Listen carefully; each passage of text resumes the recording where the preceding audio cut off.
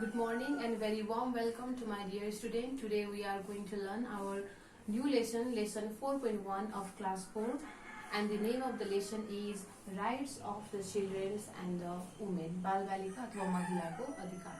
Rights of Children and the Women. The topic of the lesson, lesson 4.1 of class 4. The name of the topic is the Rights of Children and the Women.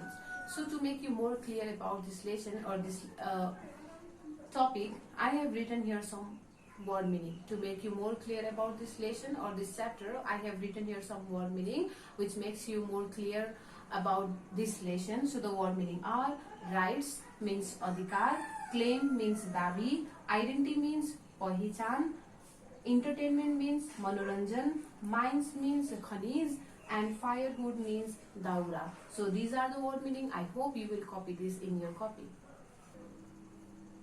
So this lesson is related on the couple of paragraphs. This lesson 4.1 of class 4, rights of the children and the women, are related on the couple of paragraphs. And in this lesson or under this lesson, we are going to learn about some rights which is given by our constitutions, which is given by our government for the overall development of us.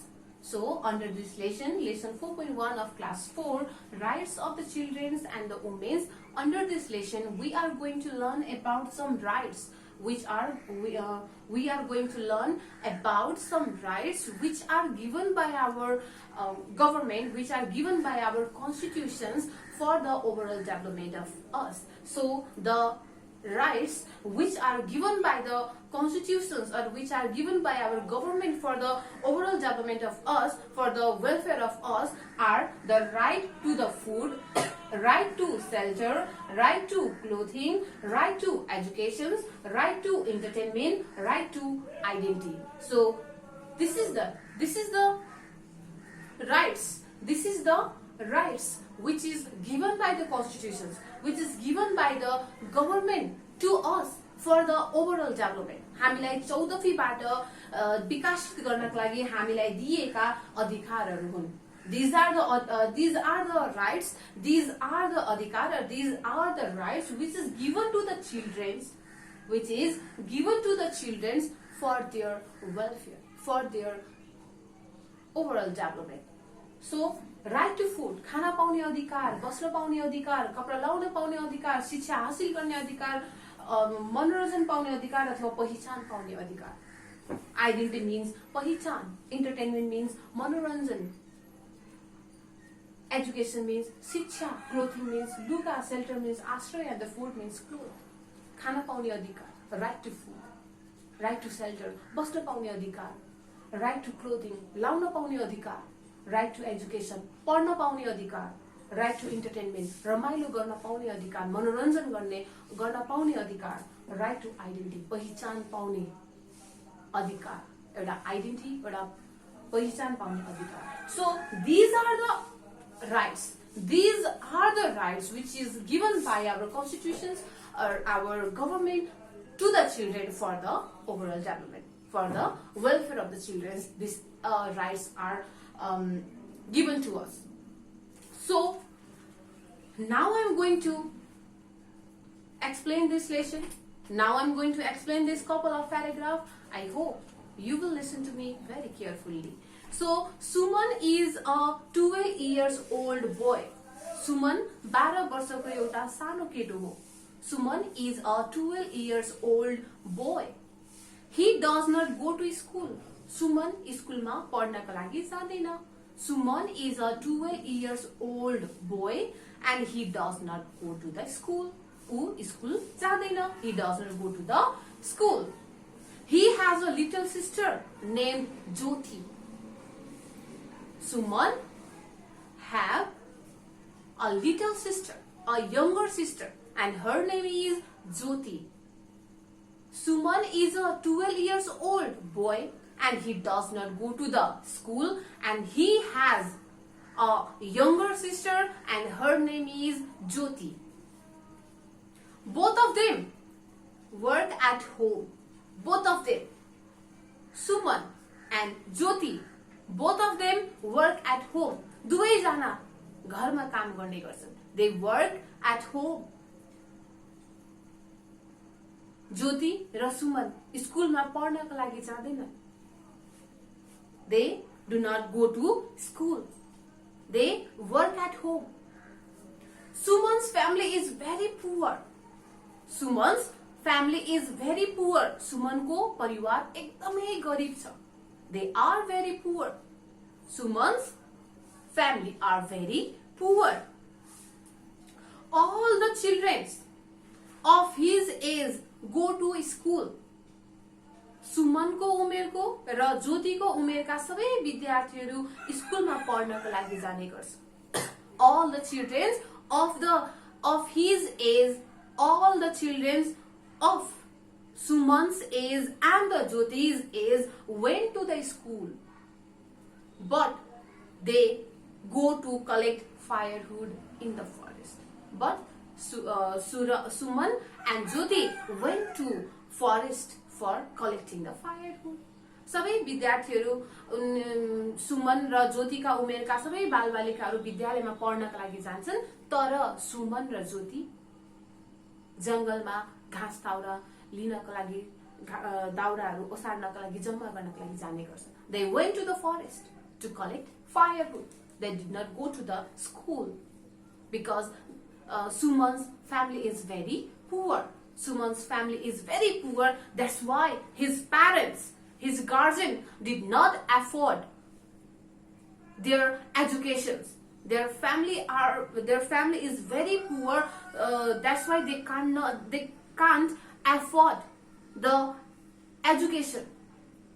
They can't afford the education for their children. They are not capable. They are not capable. उनीहरू capable छैन, आफ्नो बालबालिकालाई स्कुलमा पढाउन सक्ने क्षमता छैन. They do not have capable to send their children to the school. The Suman's parents are not capable to send their children to the school for the education. शिक्षाको लागि आफ्नो बालबालिका आफ्नो बच्चालाई स्कुलमा पढाउन सक्ने क्षमता सुमनको परिवारसँग छैन, because they are very poor. That's why all the children of his age, all the children of the Sumans and Jyoti's age went to the school for the education, but Suman and Jyoti went to the forest for collecting the firewood. One day, they saw a gathering of a large number of people. एक दिन घाँस दाउरा गरेर फर्किने क्रममा, while returning from the forest, they saw a gathering of a large number of people. One day, while returning from the forest, after collecting some timber, after collecting some firewood, they returned to home. And while returning to the home, they saw a gathering of the large number of people. घर फर्किने क्रममा घाँस दाउरा गरेर जंगलबाट घाँस दाउरा गरेर घर फर्किने क्रममा ज्योति र सुमनले केही मानिसहरू भेला भएको उसले देखे. They saw a gathering of a large number of people. केही मानिसहरू चाहिँ एउटा ग्रुप बनाएर उभिएको उसले देखे. A man was speaking about the rights of the children. र त्यस भिडमा एउटा व्यक्तिले बालबालिकाको अधिकारको बारेमा बोलिरहेको थियो. In that crowd, one person was speaking about the right of the children. त्यो भिडमा एउटा व्यक्ति बालबालिकाको अधिकारको बारेमा बोलिरहेको थियो. In that crowd, one person was speaking about the rights of the children. They stopped for some time and listened what he was speaking about. ज्योति र सुमन एकैछिनको लागि त्यहाँ रोकिए र त्यो व्यक्तिले के भनिरहेको छ त्यो सुन्न थाले. They stopped themselves for some time. They stopped themselves for some time and listened what he was talking about, what he was speaking about. The speaker or that man was speaking about the child right. र त्यो व्यक्ति child right को बारेमा बोलिरहेको थियो, child right को बारेमा भनिरहेको थियो. That speaker or that person or that man was speaking about child right. He claimed that the children should have the following child rights for their overall or all-round development. त्यो व्यक्तिले के दाबी गरिरहेको थियो भने, अथवा त्यो व्यक्तिले अथवा त्यो स्पिकरले के भनिरहेको थियो भने, बालबालिकालाई चौतर्फी रूपमा अथवा चारैतर्फबाट विकसित गर्नको लागि बालबालिकालाई हामीले यी अधिकारहरू हामीले दिनुपर्छ अथवा यी अधिकारहरू हामीले दिनुपर्छ भनेर त्यो स्पिकरले दाबी गरिरहेको थियो. That person or that speaker or that man claimed that the children should have the following child right for the overall development, for all-round development. We should provide this following rights: right to food, right to shelter, right to clothing, right to education, right to entertainment, right to identity. We have to provide these rights, these child right to the children for all round development or for all round development. He also said that these rights are grouped into 4 main rights, such as right to service, right to development, right to protection and right to participation. र यसको साथसाथै त्यो व्यक्तिले के भनेको थियो त? त्यो व्यक्तिले यो अधिकारहरूलाई अथवा यहाँ लिस्टेड गरिएका अधिकारहरूलाई 4 वटा ग्रुपमा चाहिँ क्याटेगोराइज गरेको छ. These listed rights are categorized into 4 groups. These listed rights are categorized into 4 groups, and they are right to service, right to development, right to protection and right to participation. गरेर यसरी 4 वटा भागमा चाहिँ यहाँ लेखिएको listed अधिकारहरूलाई चाहिँ 4 भागमा चाहिँ यसरी डिभाइड गरिएको छ अथवा क्याटेगोराइज गरिएको छ अथवा छुट्याइएको छ भनेर चाहिँ उहाँले भन्नुभएको थियो. Nobody can use children at a war and in a mines. कोहीले पनि अथवा कुनै पनि व्यक्तिले बालबालिकालाई युद्धमा अथवा माइन्स अथवा खनिजमा प्रयोग गर्न सक्दैन. युद्धमा लड्नका लागि हामीले बालबालिकालाई युज गर्न सक्दैनौं अथवा माइन्सहरू अथवा सुनचाँदीहरू निकाल्नको अथवा पेट्रोल डिजल्सहरू यी कुराहरू निकाल्नको लागि शुद्ध खनिज एरियामा चाहिँ हामीले बम बारुदहरू प्रयोग गर्छौं.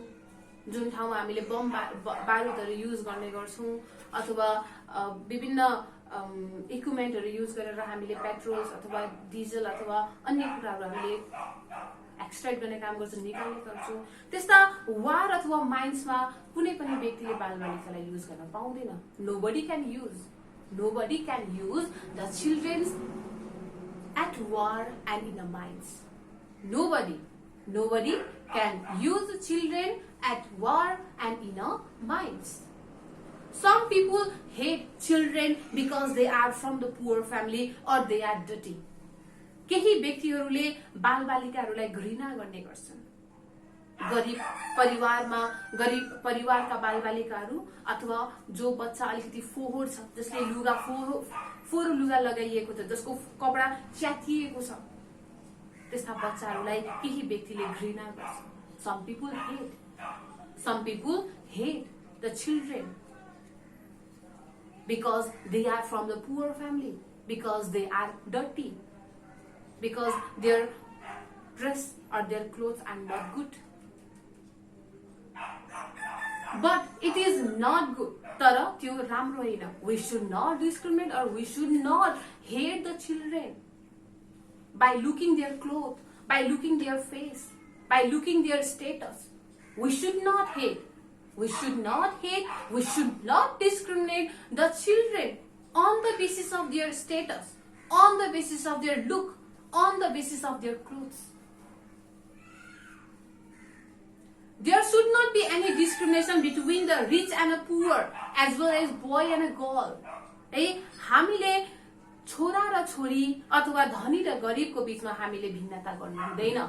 We should not discriminate the people on the basis of caste, on the basis of class, on the basis of gender. We should not discriminate, because all the people, all of us are equal.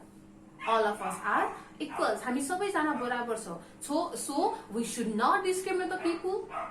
We should not discriminate between the son and daughter, or we should not discriminate between the rich and the poor. धनी गरिबमा हामीले भेदभाव गर्नु हुँदैन. We should not discriminate between the rich and the poor. We should not discriminate between the son and daughter. छोरा छोरीको बीचमा हामीले भिन्नता गर्नु हुँदैन. The man who was speaking was also talking about the women rights. The person who was speaking about the child right, the person who was speaking about the child right also talking about the women right. जो व्यक्तिले बाल अधिकारको बारेमा भनिरहेको थियो, त्यो व्यक्तिले महिला अधिकारको बारेमा पनि केही कुराहरू भनिरहेका थिए. The person who was speaking about the child right was also speaking about the women rights. He said all the men and women are equal by a law. त्यो व्यक्तिले के भने, सबै पुरुष र सबै महिला कानूनको नजरमा बराबर छन्. In the eye of law, in the eye of law, all the men and all the women are equal. कानूनको नजरमा सबै महिला र सबै पुरुष बराबर छन्. He also explained the following women rights. यसको साथसाथै उहाँले केही महिला अधिकारको बारेमा पनि केही भनेका थिए.